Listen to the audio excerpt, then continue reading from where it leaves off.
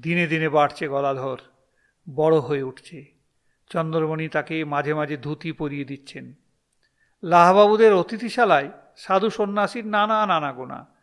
গদাধরের মন পড়ে আছে সেই সন্ন্যাসীদের মাঝখানে, শুধু প্রসাদের লোভে নয়, হয়তোবা আরও কিছুর আকর্ষণে, হয়তোবা কোনো জ্ঞাতিত্বের প্রতিশ্রুতিতে।